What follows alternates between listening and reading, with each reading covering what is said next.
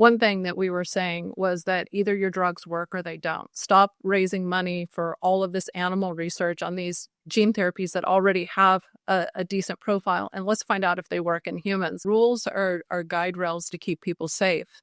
If the guide rails are now directing you off of a cliff, if there is technology and medicine that could save your life, the guide rails become murder. But the goal is definitely to not put you in homeostasis now, but to reverse your aging to an optimal, it's hard to say moment in time because the future human is a human that's never existed. But right now, this year, 36 million people will die of biological aging. And quite honestly, this was the moment where that just completely cracked me as a human. And I was not destined to return to who I was before.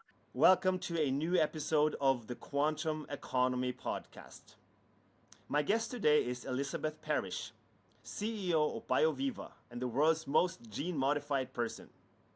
I first met Liz in a taxi on the way to the airport in Stockholm, and I knew within minutes that this is a person who is unafraid to challenge the boundaries of what we believe is possible in biology. Today we talk about her path into gene therapy, about the future of regenerative medicine, and why aging one day might become optional. We also explore the bigger questions, why longer, healthier lives will reshape society, and what it actually means to take human biology into our own hands. This is the Quantum Economy Podcast with Liz Parrish. So the first time I remember, Liz, when I started to talk to you at the back of a cab to Arlanda Airport in Stockholm. I was inspired by the Rebel. I was slightly terrified by everything that you've done. It was serious. It was fun. I enjoyed the conversation. So I'm very happy to have you on and have a conversation with you about all the things that you're working on. So thank you for coming on. Oh, I'm honored to be here. I really enjoyed that trip to the airport, and I felt like we didn't get enough time, so let's get more time. That's good. So when you woke up this morning, after 10 gene therapies, is it now? Yeah. How do you feel? I mean, I feel great. I feel without pain and unlimited, but I don't feel done. So I don't wake up in the morning and think about myself. The first thing I do is I'm very grateful. My mantra is to thank Aya, the universe, Gaia, the planet, and the universal mind for actually helping to pull all of us together into an interweb so that we can complete amazing tasks. And that might sound really weird to people. I don't think anyone's ever heard me say that before. But I start the day as a servant, and I end the day with meditation as a servant. And I'm grateful for every moment. So I don't really reflect too much on myself. I'm a person who's just constantly trying to move forward. I think reflection is where we go for depression and dread. And I'm not at all depressed about my gene therapies. I'm very happy about that, but I'm already designing new ones with the company. So that 10 will turn into 12 or 13 by the end of next year. Well, first of all, thank you, because I think that was something that you have not exposed to that personal extent in your endeavor. It's always been about like the scientific path and what you've been working on. And you introduce yourself very often, and I think we talked about it also, as a mom, right? And maybe just for the people that don't know you, how you came into this field with your son and how that evolved into literally just, taking on type 1 diabetes and tackling, children diseases into where you are today, looking at life and longevity and to reverse aging and the whole essence of what genes actually mean. Yeah, and I think that's what makes me so thankful and in my case so odd is that I wasn't coming into this area as a super genius or a person who thought that they knew the exact path for humans. I found it based on disease, it being the mother of necessity to change that and change the trajectory for humans. So in 2011, I started basically volunteering for an advocacy group for the use of stem cells. training a system to help the public understand what stem cells were, and that they weren't fetuses put into blenders.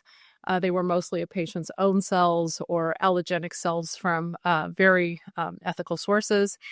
And 2 years into that project, my son was diagnosed with type 1 diabetes. So I had just enough information in the regenerative medicine area of what was happening, but then I ended up in Children's Hospital where those technologies were not translating to our most critically necessary patients. As a matter of fact, I'm at this point in history, I didn't even realize that so many children were suffering and sick with diseases. And when I looked around me, you see children who have been cut stem to stern with surgeries. You see children with no hair who have cancer.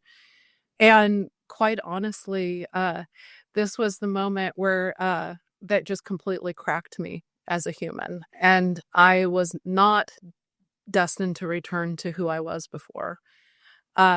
I think Leonard Cohen said, the cracks are where the light comes in. And I was really absolutely broken. And they gave us a whiteboard. So with type 1 diabetes, it's an autoimmune condition where the immune system has attacked the pancreas. It doesn't have anything about diet and lifestyle. And that attack has made it so the pancreas can no longer create insulin. Insulin is vital to life. Your cells cannot use sugar without it. So my son, who was robust and a sports player since the first grade, he's at this point 9 years old, has become frail and agitated and trying to eat sugar everywhere he can. And he's going to the bathroom all night. So we end up there. So they give us a whiteboard and it says, what are your questions that you'd like to ask the doctor? And they started to loathe me. I was searching the internet. I was asking about stem cells, genetics, biobanking his pancreas. And they told me that is experimental medicine and they don't use it in children. And in the meantime, there's coding happening where children are dying in the hospital. You're walking through the halls and I just thought this was unacceptable. These children needed tools. And so this is the beginning of me really changing history for everyone because of the necessity of doing that. We could create a better world where these children don't have these childhood diseases and then make it so that they can get decades of life back that they've lost in these illnesses. And that's where my story starts. I mean, I can resonate to some extent to that. My daughter is 9 today, and she also experienced an autoimmune disease, and it was. I remember, to go and feel life. I visited a children's hospital, a cancer hospital, to look at, the very aspect of life and the seriousness, and one could, relate to that to become an activist if one understands technology. And when I got to know you, I saw you as a rebel, and now as as an entrepreneur, a CEO, and a mom, and then basically, as you said, change history, and you get into that stage, and then you move that into your life, and you start taking gene therapy, and you understand that life is something that you could, for lack of better words, play with, and you could, reduce the whole aging process, and maybe get a reverse, or at least get something back. And you've said that your biological age after you're on a gene therapy, every therapy you go back, I think it's 5 years that you told me, right? That's on the telomere length. Or telomere length, okay, right. But what are, like, in that extent? So, but it's not about the longevity aspect of it. But when you start to talk about these things coming from your introduction to the Gaia and the spiritual and the energy, there is probably a lot of pushback from the sciences. What are the most critics, or the most would say the most obvious things that scientists push back on when you start to tap into this field? I would say going at it from a revolutionary standpoint. Are there critics? Are there things that are justified? What are the scientists saying about what you're doing? Well, I think that when we first started, I definitely didn't talk about my meditation. My meditation really got me to the point where that is the trajectory of starting my company BioViva and everything else. We started with the science. And so when I took the first gene therapies to treat biological aging, there were a lot of critics. There were critics that came out of a multitude of zones. And it was kind of understandable because what we didn't realize, what we thought we were giving was a gift to the world. I was using my body as a gift to the world to change how we do medicine and to see if these gene therapies that had been in research for over a decade and had multiple animal data that they were safe enough, were ready to actually help patients who need it most, that being children and very old people. We broke a lot of systems by doing that. And the knee-jerk reaction of that was criticism. That criticism has changed. A lot of the scientists who criticized us back then actually come to our company now to try to figure out how to get their drugs to humans in their lifespan. I'm talking like the absolute top of science now. It was founded though in us really being a bowl and a glass shop that was highly unnecessary. One thing that we were saying was that either your drugs work or they don't. Stop raising money for all of this animal research on these gene therapies that already have a decent profile, and let's find out if they work in humans. And so that broke the investment system, and then that had a cascading break along the way. And then, of course, we were getting attention, but I wasn't prepared for that attention, and I didn't know really how to respond to especially mean people. I didn't know how to respond to media that claimed that they tried to contact the company, but there was no answer when the phone number to our company to this day goes right to my cell phone. I and it didn't ring. It didn't ring. Okay. I didn't know how to respond to magazines that I had read for years and their science commentary being just a replica of things that had already been put out with nothing new in it. They just reworded it and they acted like they were science writers. I felt like my whole world of trust was falling apart, and mostly it was due to the media. I've had a hard time trusting anything I've read since then in it. So, my response to that was like, wow. So then I spent 3 years just traveling and doing talks around the world of why I would take those medicines and why it was so important to humans, for humans to take their health into their own hands and start to follow new leaders in the biotech industry if they wanted to survive. Was there a point where you said, like, I have to break some rules legally to save lives? Was there like a conscious experience of saying that? Because, I mean, obviously, if you look at, I'm in Austria, but I live in Germany. There are rules and regulations very difficult to push through, even in the US. So when you went to Bahamas, you did Mexico, whatever, these are countries or region that you could get approval for things. Was there like a point where you said, like, now I'm becoming an entrepreneur? I want to stay within the legal boundaries, but I have to break some rule here. The rebel of Liz has to come out in order to save life. We had to break them right away. In order to do the first gene therapy, it wasn't legal to do in the United States, so we had to leave the United States. And what are rules? Rules are guide rails to keep people safe. If the guide rails are now directing you off of a cliff, if there is technology in medicine that could save your life, the guide rails become murder. So all of us have to make a moral estimate on how we move forward. And we can't stay in those guide rails if we want a future for our children. If we want a future that they don't die of the diseases that we die of, we can't follow false gods. Yeah, but I mean, I get that. But then you look at the continuum of that process and you say, well, we're fixing defects, we are restoring bases, we are then starting to look at, non-suffering, we are starting to look at survival.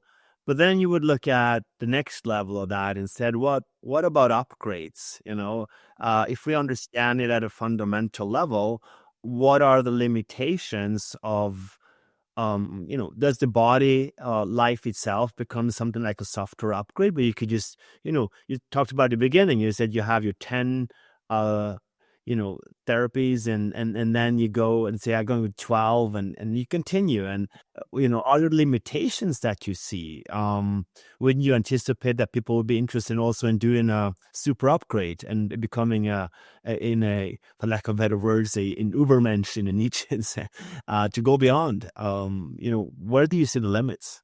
Every gene therapy that I've done is both enhancement and preventative medicine. So, I mean, we're not shy about that. We can increase muscle mass, cognitive output. We can increase the base pairs on your telomeres.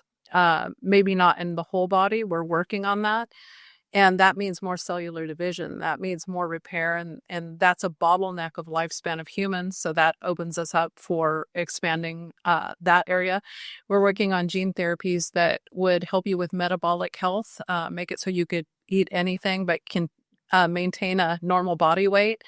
Reprogramming factors that would make you epigenetically as youthful as when you were in your 20s. All of these are preventative medicine. They're all designed to protect you from the master disease, and all of them also treat a childhood disease, and that's how the company was made. So, it is blurring the line between enhancement and preventative medicine, but that's exactly where we have to go in order to create homeostasis in the body, which is the final goal of the company, to make a body that repairs faster than it falls apart. And so when you talk about the pushback that I think homeostasis. So to me, in a lively system, homeostasis is static. So it's basically a dead system. The balance, the absolute equilibrium of the state. So don't you think that the homodynamism, the liveliness of life itself, is fundamentally important?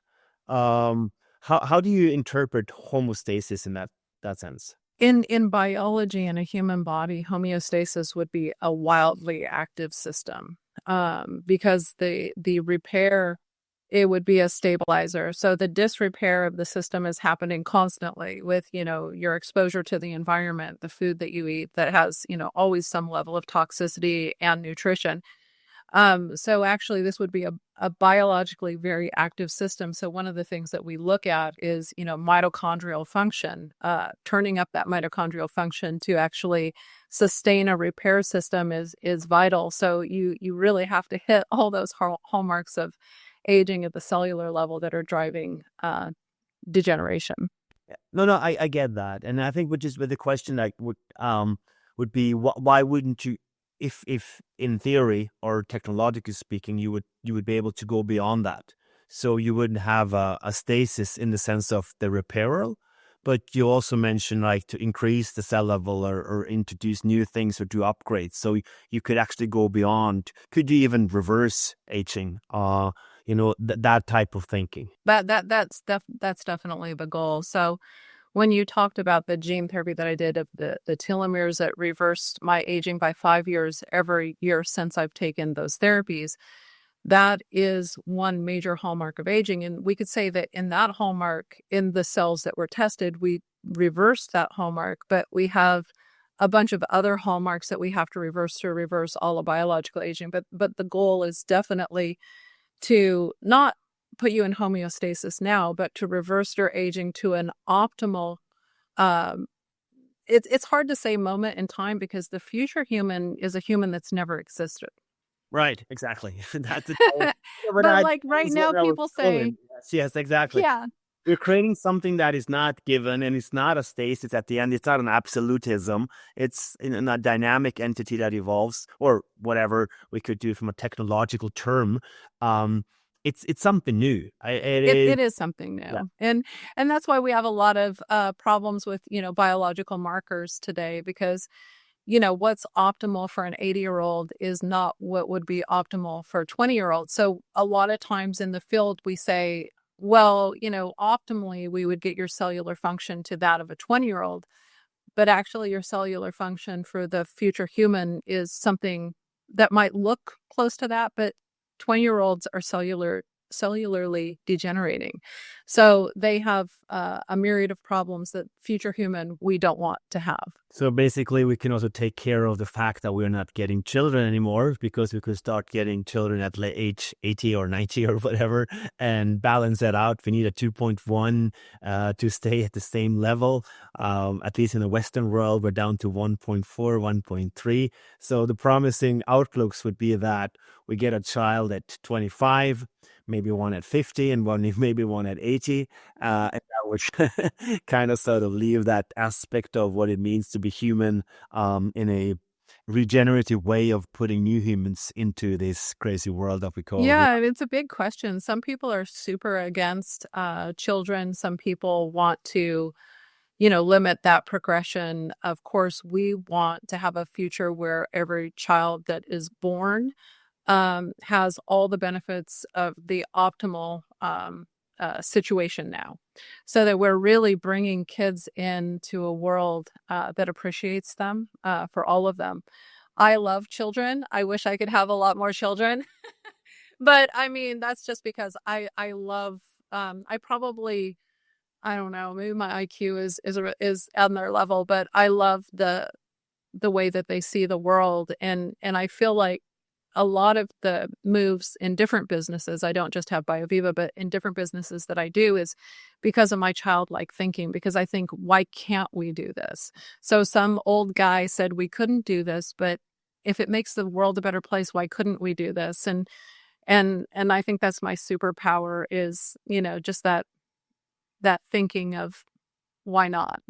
You have taken more gene therapies than anyone, but it's not like everyone can go and do that. It's not something today as a product or a service that, I can just go in and take a gene therapy. Where do you see this as an industry? Where do you see this heading? And I mean, you've coined the term, I think, GMO, and you're using that for like to explain what you are and where you're heading. But like, it's not like I could just come in and do gene therapy to achieve the same right now.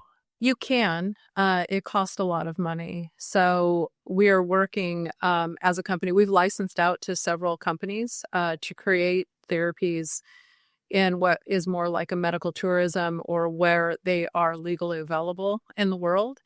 And so they But are it's available. everything that is legal, right? Is there things They are that legal. okay? Yeah, they're legal in those You have, locations. everything that you have done, any therapy that you have done, is something that I could pay, I don't know, Yes. 100K or whatever, and just come in and do the same. Yes, you could, if the doctor approves you. We work with one company that has 13 medical doctors, and you would consult with them, look at what you're treating. You would have to do a lot of pre-work to getting your gene therapies, and then you're required to do a lot of post-work for years, at least 5 years, and that's a minimal requirement for the gene therapy space. So yeah, you could. And then I'm working on a new company. It's in stealth mode, and it will have affordable therapies that will be scientifically proven, no BS, to last 6 months. We're hoping maximum, and they will be very affordable. So this will no longer be the world of really, really expensive therapies. The therapies that BioViva, my company, does are the viral-based therapies that last a decade or more.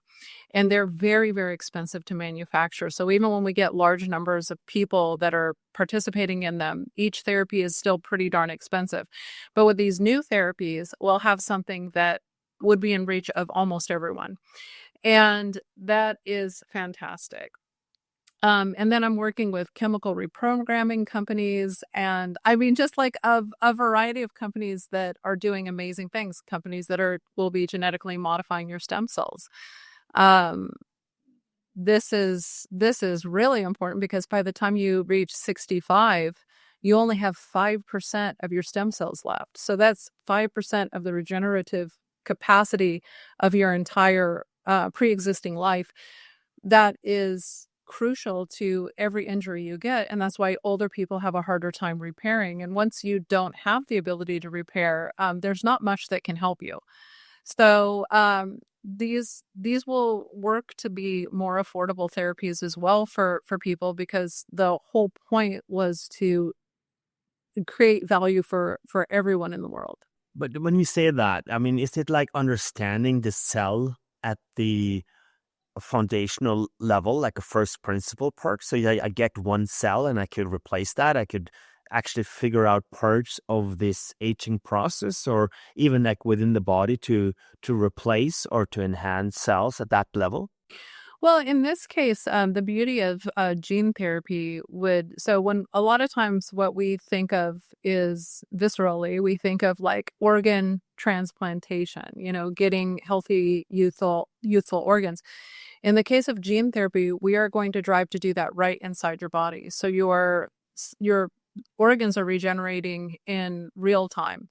So one of the gene therapies that we're working with actually has regenerated livers and model organisms, and we're going to use that for humans because one of the prerequisite requirements of taking a gene therapy is having a healthy liver to begin with. So if we can take candidates that have liver disease or liver failure, hopefully, and get them a healthy liver with a treatment, then they would be open to taking more therapies. But the idea is to create set it and forget it therapies where you inject them and then they do the work at the cellular level. So with a gene therapy, you're taking a human gene that is understood to create a longer, healthier lifespan or protect organs in your body like neurocognitive, cardiovascular, and the renal system. So I'm talking about clotho in this case. We package it into a vector, and that vector attaches to your cell and it delivers the gene to the nucleus of the cell. So gene therapies are still relatively new. There are 13 approved gene therapies in the United States, and people who had gotten this same type of delivery, but for a disease called hemophilia B, 13 years later still have the therapeutic output of the therapy. So we're going for that long-term expression at the cellular level. So your cells become the drug factories instead of having to take drugs on a daily basis. And they regulate the process of that cellular delivery, whether it's to your blood system or just internally within the cell. So it's a really beautiful medicine, and it's based in nature. Gene therapy comes from nature. We can date people when they lived based on the integration of different viruses that they've gotten over time, and not all of these were bad. Some of these integrations created superpowers of humans. And so this is just basically harnessing nature to do what nature does and delivering therapeutic genes that make our cells perform more youthfully. But I'm curious then, because you talk about Gaia, you talk about nature. Isn't it so that we're looking at some kind of structures that are related to information processing? I mean, the DNA is a sequence of data, and where do we add nature to this equation or to this upgrade? That's a great question.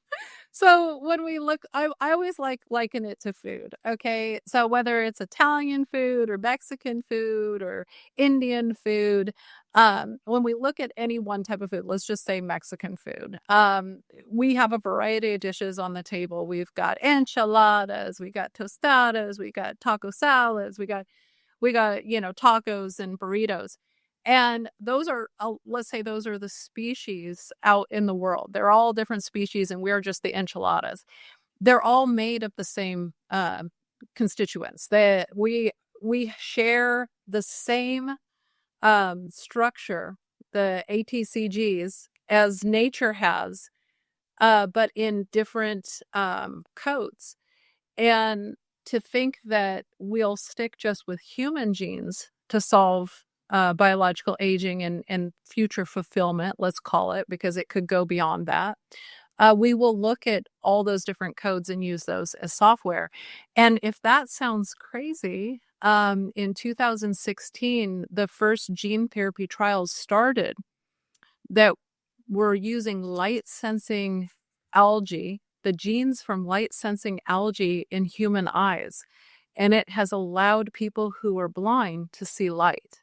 So we don't use genes from different species yet in our company, but that has already been done in sanctioned clinical trials. So to think that that's some future technology that doesn't exist would be wildly incorrect. Where we'll go to solve problems for space travel and deep sea and everything else will probably come from different species than humans. Or yeah, but again, you're then tying it back to nature, right? So if you take the eyes, for example. So the eyes are probably a highly inefficient observing device at the end of the day, and it writes into the brain. So if we could have the neural activities and understand this, the substances and the interrelated firing of the neurons, and maybe within the neurons there is some kind of quantum effects or whatever, but we get that, we understand that. We could just skip the eyes and we could have observing devices that writes directly to the brain. And then, if you look at an upgrade from that standpoint, you could just say, why do I want to get my sight back? I want to see infrared. I want to have the capability to zoom in. I want to store the data that I observe, because we have a very bad storage device called the brain. So let's store it into some kind of cloud. Isn't it like this type of a possible enhancement that we could be looking at when we start to play at that level that you're seeing this development? Yeah, so thus far, we generally work with the biology we have, but I just wrote a chapter in my new book that will come out about how we might biologically change things radically. But for instance, we see in millions of colors. There are species that see in what's called pentachromacy. They see in billions of colors. So like simple upgrades that we might be able to do, although we actually, our lens has a way to block certain spectrums of light. We might have to overcome that.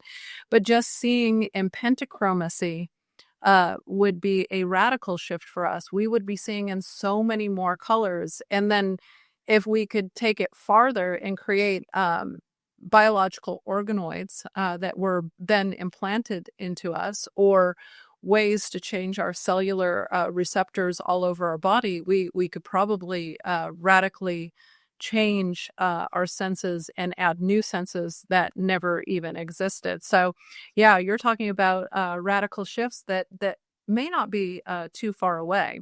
I imagine for the first humans, it would be really crazy. It would be like really taking a trip.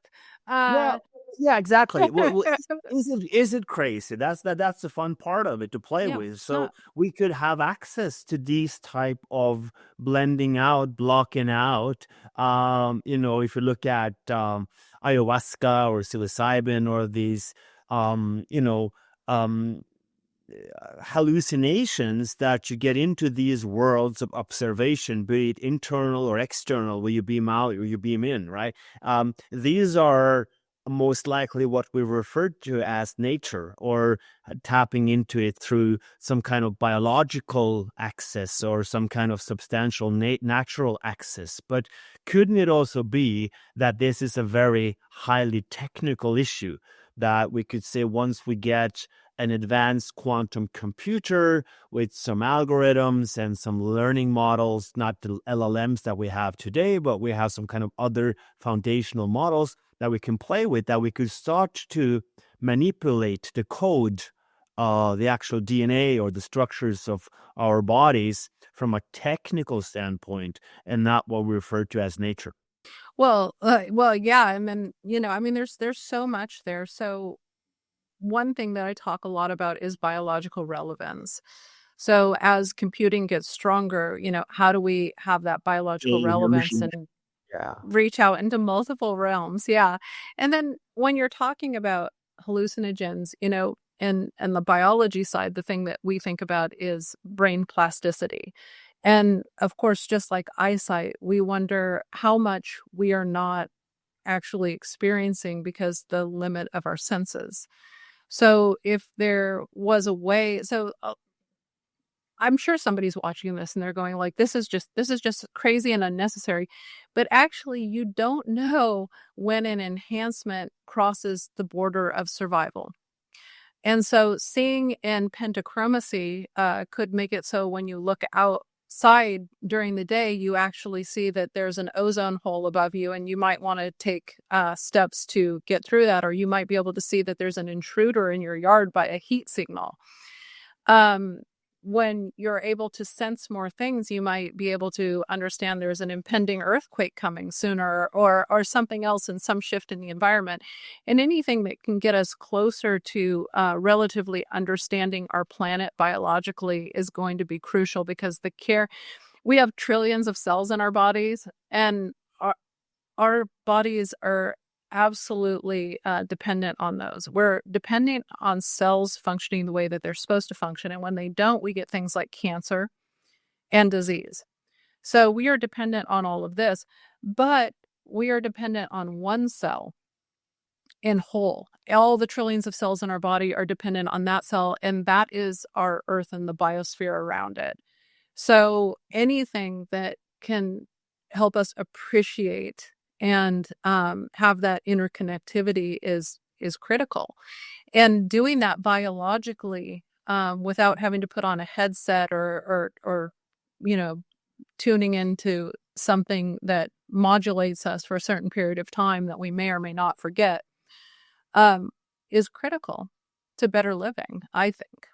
But do you think that this is beyond the realm of understanding? So when you say there is one cell, is there a chance that we could grasp the first principle of that cell, like from a purely technology information processing standpoint? I think that as humans, we have tried to. I think that our measuring of the planet and the environment is all us trying to build access to understanding it. Yes, obviously, but we don't have access to that technology yet. But envision Right. trillions of cells. It's not, the capacity of a GPU, CPU today with an AI model that was built on LLM, the process data of humanity simulated within the realm of our understanding is a very limited way of looking at in advanced AI and AGI, and even like some kind of technological singularity, if you look at that. So I see next year maybe that we will already have advancement in physics. Maybe we would extend the periodic table with new elements, and we would go beyond. So is it a false statement to say that we cannot rule out that with more technology, more processing power, more AI, we could actually grasp the cell at the first principle foundational level? Or do you think that's out of reach? Oh, no, it's not out of reach. But I mean, it's a deep question, because I was talking about the one cell as the planet. Now we're talking about the one cell as biology. Biology is tricky, but we are drilling down into it. We are better understanding it. But biological systems, I mean, anyone would tell you that's studied physics compared to biology. Biology is super complex. So could a super system help us better understand it? Absolutely. These higher computing systems are going to help us do that. Can they help us create drugs that'll be safe for everyone? That becomes more complicated. We're working on an AI system right now that's looking at genetics and outputs of gene therapies in certain bodies, and why certain therapies work probably for some people and not as well for other people. And that's probably the combination of 20-some thousand coding genes and a bunch of genes that we didn't know are also responsible for controlling those 20-some thousand genes. It will help us expedite that. But therapeutic care will always come down to personalized medicine and the person who's being treated to ensure that they are taking the best therapy for them. And eventually that will be literally running their whole genome sequence, and we will know. And so all of this technology will help us get there. It's crucial. It's crucial that we step out of the dark ages of just, poking and prodding at biology and seeing what it will respond to. So I don't think that I have all the answers to your questions, but all I believe all advances help us get to the point where we need to be. Yeah, and that is to that extent, in my layman term, we are reacting to observations of diseases, and we'll figure out how to cure the cancer, Alzheimer diseases, what have you not, right? So, but wouldn't it also be a fair assumption that we could fix it in before it occurs? So we could look, I mean, you do the sequencing, everyone gets a DNA sequenced. You're born into this life, the world that we call, reality and life. And then you do a DNA sequencing. It costs you $50. You have a new technology, and then you go in and manipulate. So you go in and you don't do ChatGPT, you do ChatDNA, right? So you just Exactly. And so everyone has a different views in that. So that's what's really interesting, because a lot of people think that, if we just throw the longevity set of genes at all people, that might be the treatment. But when we look at people, let's say that Jean Clement was really the person on the birth certificate, and she lived to 122. And so let's just look at a natural lifespan. Most people don't get anywhere near 122. And it's because there's a whole subset of environmental things, probably microbiome things, there's diet and exercise, but there's also the genes are not perfect in those people. And those are conditions that have vastly not been sorted out. And those are the things that we want to start to go after now, because it's not just that they weren't clotho upregulators. They also had a whole disease risk associated with certain diseases that weren't found. And one of the hallmarks of like this being evident is the new things that we're finding in the human genome, where people will go and take a treatment, let's say for cancer, and 20% of them do not respond at all, and the other percentile, the 80%, are doing great on the drug. Well, what is the 20 percentile? Is it the microbiome? It can be, especially with cancer therapies, which is something we didn't understand, the relation of all this biology that's inside us that we consider not us. We have all this symbiosis. We can potentially amplify the symbiosis to help us with a myriad of things and not just work on the human genome. But in some cases, it is the human genome. It's a specific gene not coding. And those are the things that are starting to be found now. So if you had cancer and this one therapy is the only thing that would help you, we could actually insert the gene so that you could then take the cancer therapy. And this is how things are becoming more precise, and that the software that we're running is becoming more manipulatable. A lot of people right now, if they don't have that certain gene for this certain treatment, they are 100% sure to die. So at what point do we morally stand up and say we need to get that gene to them?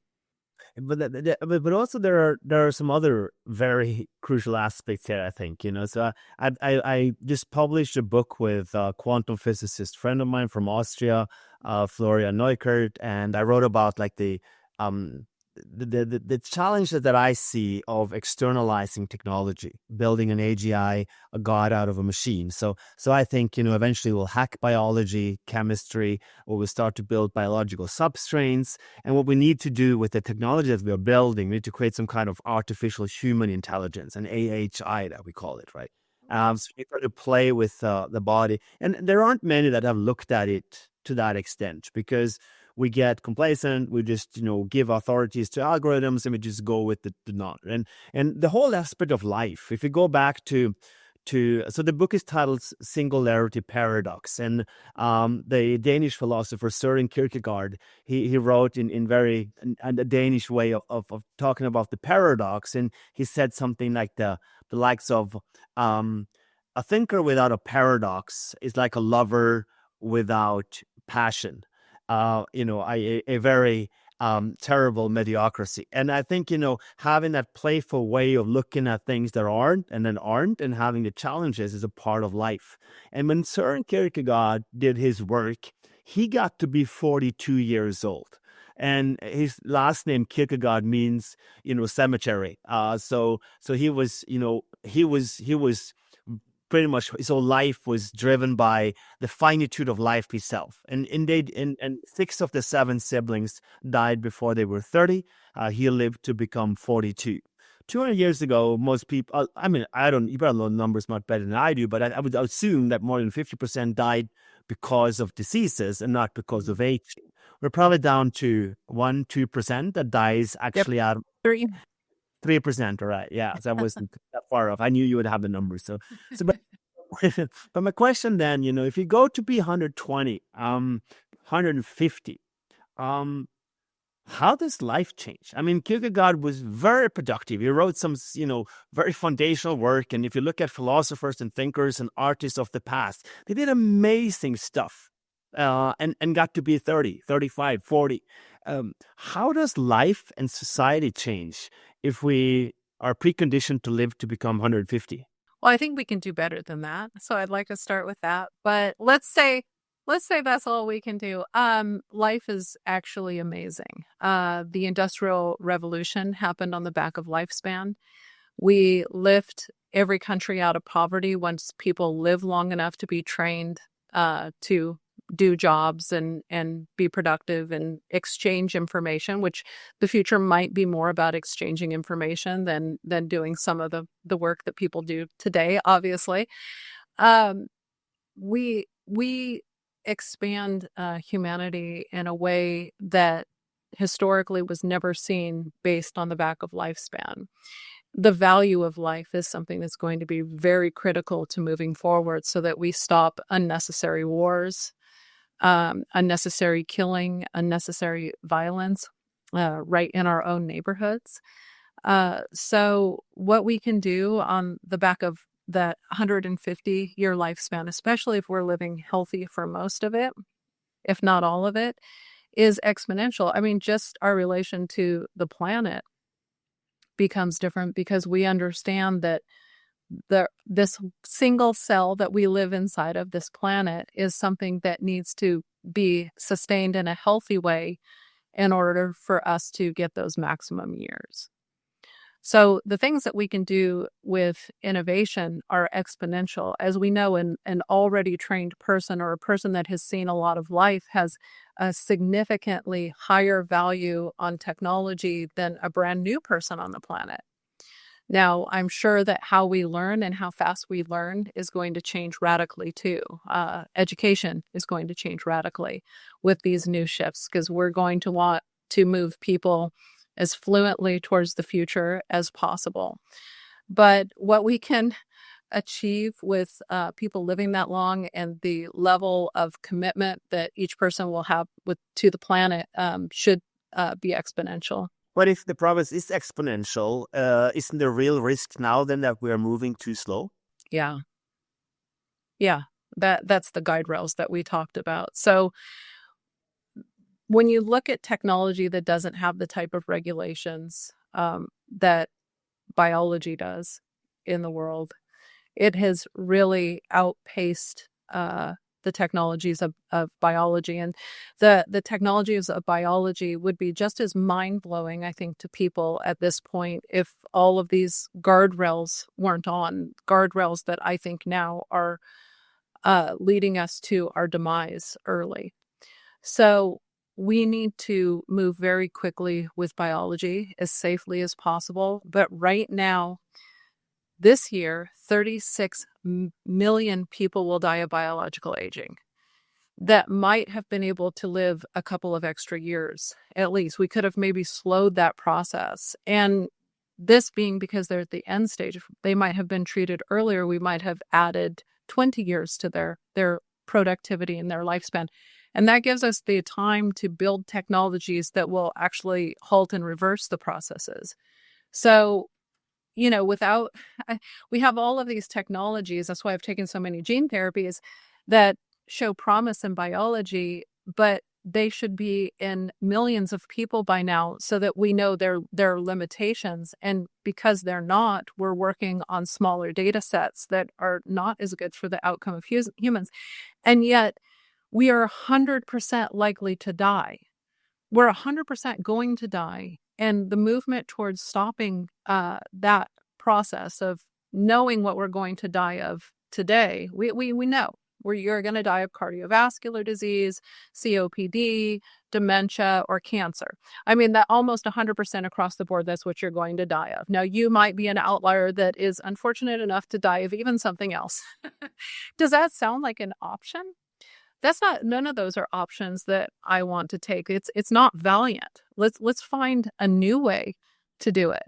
But again, then though, we touched upon it earlier, but don't you see the risk of creating a biological upper class, if you like that? What technology would tell us is that whenever we have a technological advance, at first it's less affordable. Again, I'm working on that. I'm working to make it affordable out the gates with certain companies, but it usually and always trickles down. So why did we give a cell phone, something that makes us geniuses, to everyone in the world? I mean, even emerging countries have, access to this technology. It's because when everyone does better, it benefits in the entire society. So when people are not sick, you will save trillions of dollars in tax money. I'm sure the government will find something else to do with the money. They're not probably going to give it back. But hopefully what they do with it actually makes everyone's life better, right? That's the whole 100%. point. Yeah. So there is such a trickle down of benefit to all of society. And so I think that Hollywood and sci-fi writers really, they like to write something that will really get you watching. But the truth is, the world has been bettered by technology across the board, in every reaches and corner of the space by technology. And we don't see that would change. My one fear now is that the older population won't live to see this technology because of this over-regulation that will keep them from getting access to it. That worries me more than anything. Yeah, but I mean, the challenge now is you come back to science fiction. So Flora and I will write sci-fi with a PHI, science philosophy, because if you're a science fiction writer today, what kind of movie would you create? What kind of vision for the future would you write that can be produced in 3-4 years from now? It's the reason why some of the greatest masterpieces of science fiction are now 10, 15, 20 years old. It's very difficult, to anticipate future scenarios. So I would be curious if you say that like 2020 to 2030 is where quantum computing advances will do progress in AI. Would 2030 to 2040 then be the decade where we have aging become optional? I'm not very good with timelines because I don't really understand our regulatory system very well, and Do you why. think it's political and not technological? You would say I think it's open. political and not technological. Yeah. And, I mean, when you go back to like Philip K. Dick, I love Philip K. Dick. He wrote into the future many things that now generally always with a sense of dread and worry, but a future that we're developing. And actually writers have been doing that since the beginning of written literature. There are the genes, and then, I think, was it Richard Dawkins that said there's the memes, the things that we're born with, the belief systems that just inherently come with the old gene set. And everyone has played a part in this future. So it's not just the biologists and the software technologically savvy people. Our sci-fi writers wrote the future. It was already inside us for decades. And then we started to create it. But instead of creating it in that, the way of, the dissonant future, we're actually creating a more beautiful world. So there's storytelling and a way to capture an audience. And then there is the reality of building technology that makes the world a better place. We have seen these two come into complete parallel. And so I think that the beauty is that people who didn't even know that they had a hand in the future actually did. And I think we'll probably come to the zone of Philip K. Dick's future, where you're in the morning, you listen to a certain sound that aligns your psyche with the proper mindset of the future, and you shouldn't dabble in those dissonant sounds because they mess up your day, and that will align us to doing great things, and that's probably meditation and things beyond the zones of what we're looking at. So there's already people looking at the biochemical signals of the cells. So we look at the genes. The genes define the species. They define usually what those species die of. They define the risks within the species. But there's also a bioelectrical signal that they're working at Tufts and MIT that may actually hold the map of the entire body. They found it in embryos. They found that Michael Levin specifically found that in a frog embryo, before there's one differentiated cell, there's already a bioelectric signal of the outline of what is going to be made in that cell. We did not know that existed. And that map might be in our whole body. We may be able to regenerate whole limbs, which they have done in species that don't regenerate limbs. That's a whole different level. We're about to find biology we didn't know existed. But this is where I'm going with this. And Florian has been writing about what he calls the quantum memory matrix, that everything that can happen or will happen and has happened is written into some kind of memory matrix of the universe. It's code at the basic level. People from other belief systems come back and say, well, this is Akashic records, right? Which is not necessarily. And then you start to play with that. And I would be curious, do you have a picture or a vision where you said, wow, we did it? Now we cracked the code. Is there some kind of, I would say you sit down some years from now and there is a milestone where you said, this is the beginning of the end of aging, or this is the beginning of the end of looking at the body as something that we cannot understand at the fundamental level? Yeah, I see the beginning of the end of aging. I already see that. That I think is just a first step. I'm trying to stay in that stream where that's just one small part of what humans are going to be part of. There's a whole trajectory of biology that's going to stem off of this that probably supersedes in importance, but we have to have that first step to get to the next steps. And then I can't see more than that because it will emerge over time. I don't have a crystal ball, but I do see that this is only one step in what we're going to do with biology. For sure. And it's a crucial step because it gives us the value system that sets us up to make everything else that we're about to create correct as possible. There is also a capitalistic economical play in this. And then we mentioned Bahamas and Mexico, isn't there also then an opportunity in these exponential technologies that other regions of the world might also have opportunities to catch up or to build technologies and get understanding of IP or structures that could also give them a new economical advantage. If you don't open up, if you regulate, if you slow things down, if you have the European or maybe that also the US way of looking at it. So there is a huge economical impact by tackling or taking on these questions.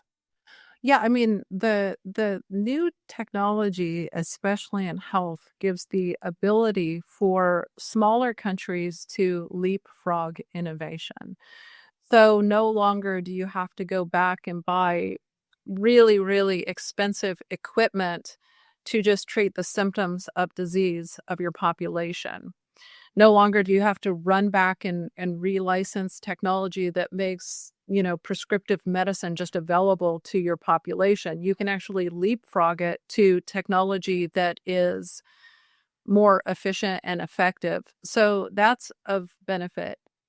Globally, we're in a moon race right now. So China and Russia and the Middle East have designed and already decided that they will go after curing biological aging and creating less limited lifespans, at least minimally. We are now working with the countries that were leading forces in research and innovation, and they're falling behind because of their own hurdles of regulatory burden in which they can't get over for their own people.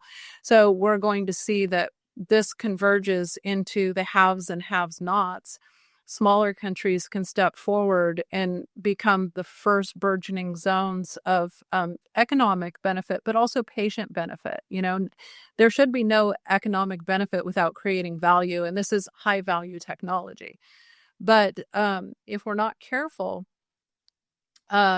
certain regions of the world will own the technology, and it's already being dispersed very fairly, which is great because we don't just want master countries controlling and regulating all of these technologies, but we're already seeing the interest in zones in which a lot of people who are watching this don't live in and may not set to benefit, or that those countries may lock down on the IP and the technology and keep other countries from using the technology. So it's kind of a beautiful space race instead of weapons, health, and making sure that everyone can get them is critical.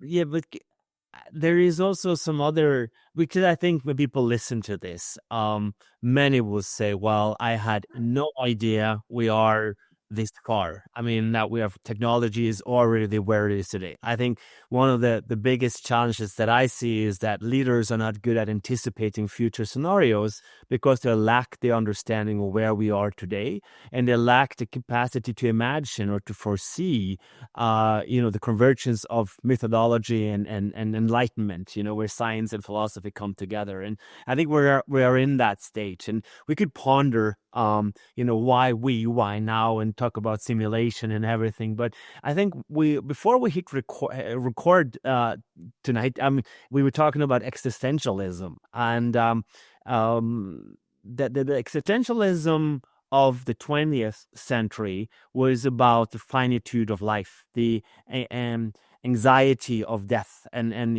living on a life where you fought the challenges of life itself. What I see today is, on the one hand, or on many levels, I would say, we are becoming more some kind of philosophical zombies, where we are being dragged through life. We are living off impulses and getting our dopamine or serotonin. We are just reacting. We are not living. We are not in a new kind of existentialism that I call Vita existentialism, where we live. There's a beautiful word in German called Lebendigkeit, the liveliness of life itself. And this to me is one of the biggest challenges, and I would be curious how you see that. The agency that we act into life, when we start to play with it and manipulate and just optimize, we get into that optimization game of not living life itself, to fill life. So how do you see that change if we become 200 and the meaning of life and how to live a fulfilled life? Because right now it seems as though we are tuning out. We are reacting to impulses. We are communicating in a binary way, thumbs up, thumbs down, quote unquote, social media. We are divided. We are not living life in a vital sense. And isn't that kind of sort of the challenges of the 21st century, to also remain agents where we have the agency of acting into life? Well, I think that you go so much deeper than many people go. So I'm forming myself, but the only answer that I have to that is that humans deconstruct unless they're creative. And when we go back 2 generations, it was easy to be creative. It was easy to pick up your work belt, go find work, buy a home, repurpose that home, build on a garage, and 50 other things. We have the first generations that, are not certain that they'll ever be able to buy a home. They're not sure where they belong, and they're really set to the dopamine effect of watching reels and watching other people live their life, which is something that we had not seen before. People are addicted to watching reality shows of how somebody else is living, or how they're remodeling their kitchen, or how they're doing their gardening. I love watching gardening, but I'm also an active gardener. Watching sports, but not working out. We have become a sidelined society. And for me, that's where, when my son was diagnosed and I started meditating because I had to turn to something, I just so happened to get lucky enough to get drug into flow of creativity. How do I escape this fear and this existential crisis of, I just realized that not only are we all going to die, our children might die sooner. How do we do that? I just was pulled into the flow of creating something cathartic that made it go away, that made it feel like I was being part of something that could potentially change that outcome. And I think that a lot of people are not empowered. We've made mistakes as society. We classified people. We've created classes.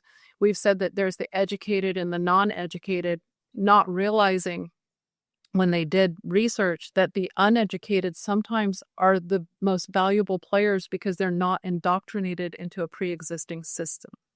They solve problems differently than when you take an engineering class that are critical to new thinking. We need to empower people, not necessarily just to find a passion, but to find a problem to solve and to enter that area of creativity, whether it's painting, creating music, philosophizing. We haven't had a new great philosopher in a long time, right? Whether it's looking into the depths of quantum or into the outreach of space. We're just watching. And that dopamine response to just watching other people do diminishes each person, but I think will come out to make an amazing outcome. So I believe that the transition that we're going in right now is just another growth pain, but we do have to mobilize young people and old people. Like there's value to every single age, and something everyone can do to find a problem and to even look for a new solution to that. And in that is creativity, and that's what keeps humans from self-destructing. That's so beautiful put, Liz. And there's so much I would play with in that sense. But I think, to the philosophy part, what if philosophy could create technology? And what I mean by I that, think you're the next great philosopher. I mean, the thing is that we just can't let you die. Like, how do you become a great philosopher without dying? I'm humbled to hear that, but in a very simple, humble way that I look at this is that, we had a story of a divine creationism that created, right? We look at evolution. What we're doing today is that we are playing with evolution. We are taking evolution into our own hands. And we talked about the speed part. So we are moving from the divine creationism to what I refer to as a humane creationalism, where everything that you can imagine, what you can foresee, you could create. So if you could put a description to it, we would be able to create it. And then my question then, I guess, is, what is life then? What is it that distinguishes the living, the Lebendigkeit, the life itself, from the not living? Is life purely then self-repairing information?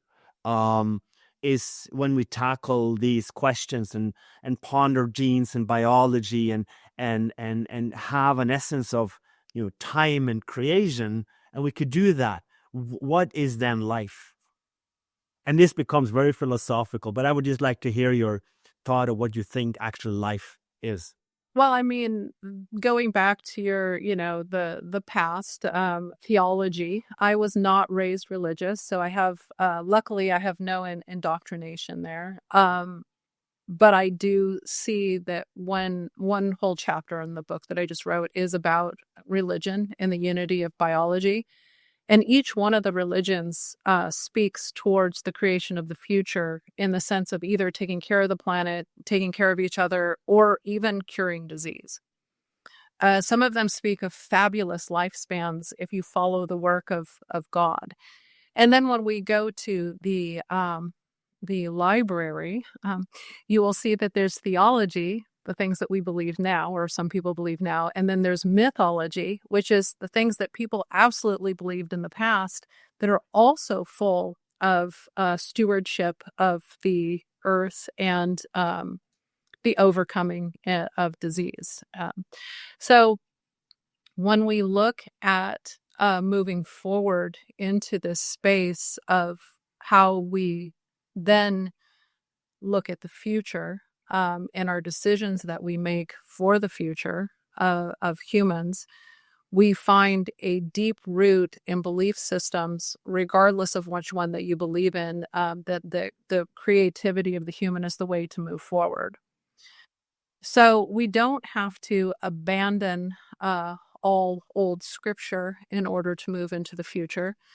But what we need to do is we need to define cruelty from the world in which we would want to believe in. And what is life? Well, life can be defined many things, but generally it's the existence of something with the ability to replicate something else. And so whether that's DNA all on its own, there's the argument of whether viruses are alive. They need to use your cells to replicate themselves, but they can replicate themselves. Whether it's consciousness and the responsibility of consciousness.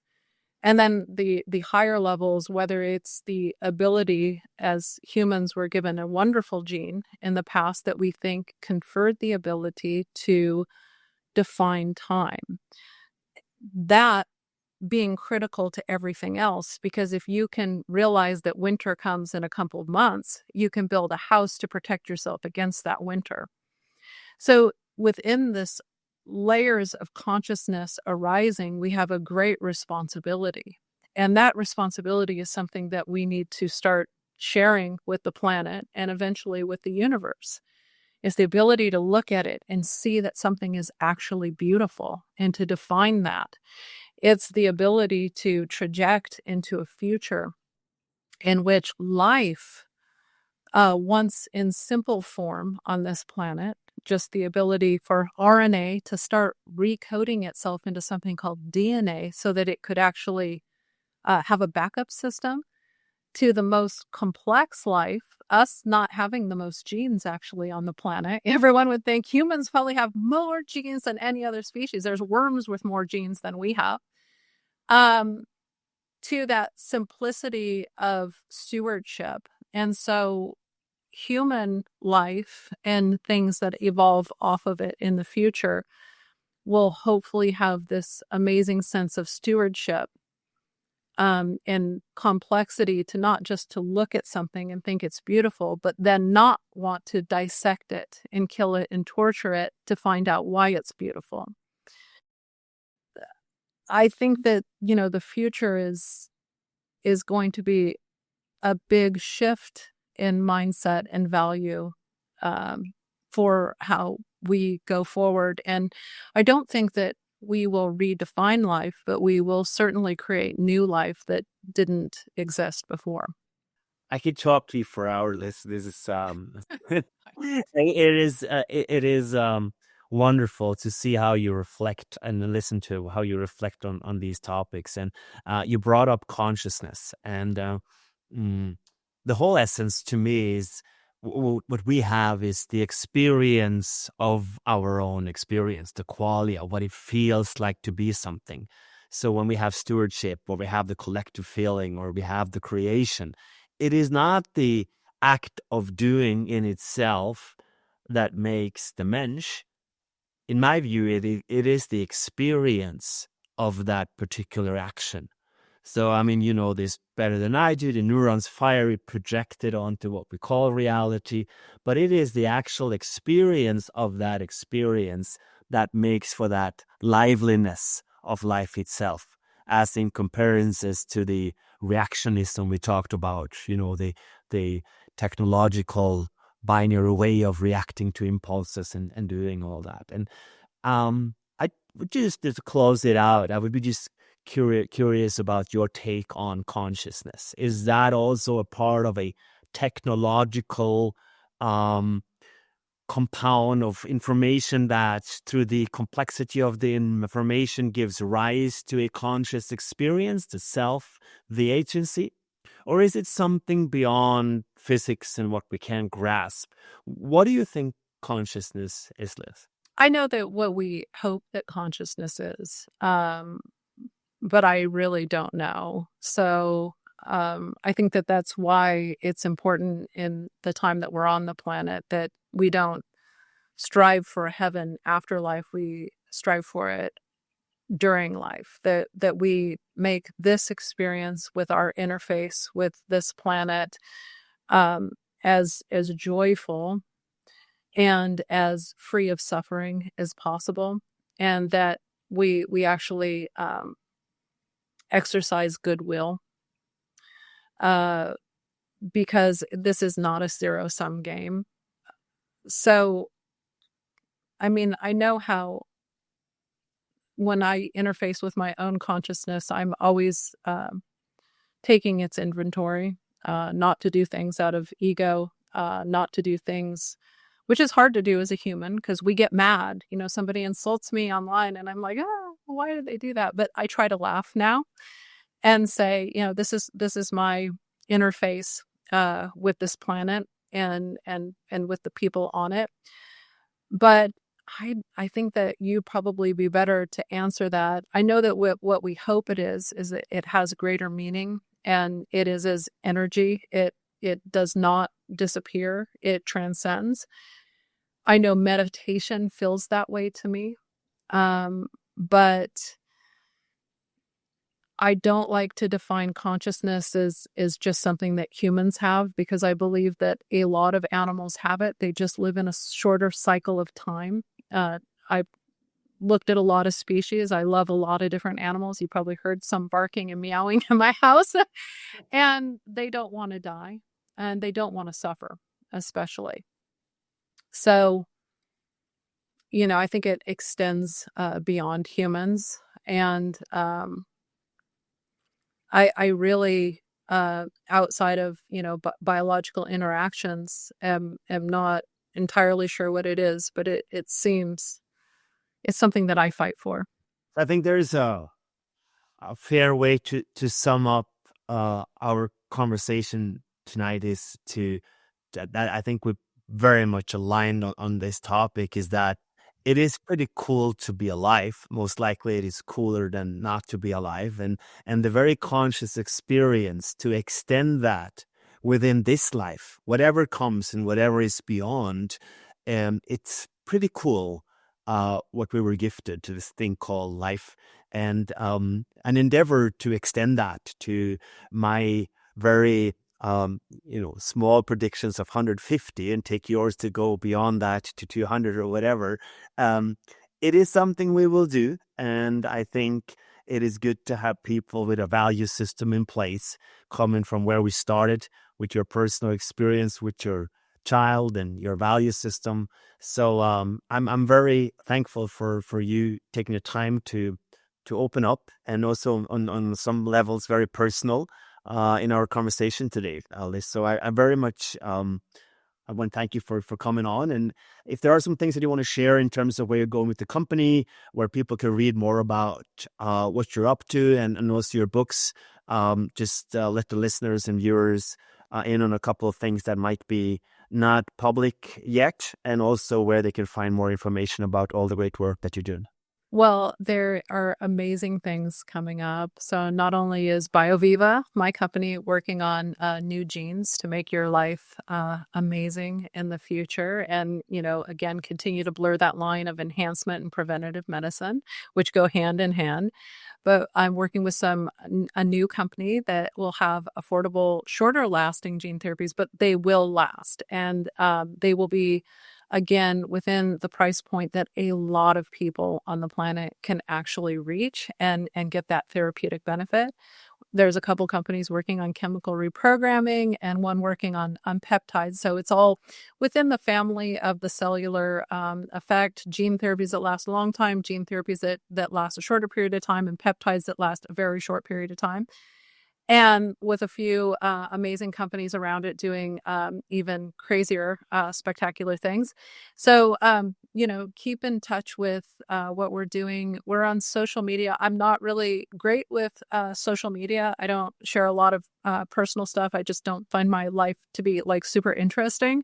But I'm trying to get better with that. But we do add a lot of value added pieces, meaning if you follow BioViva in social media or my Twitter account or my professional Facebook account, we tell you what's going on in science today and things that you will want to know, because all of us have a disease of aging. Many of us have family members that have other diseases.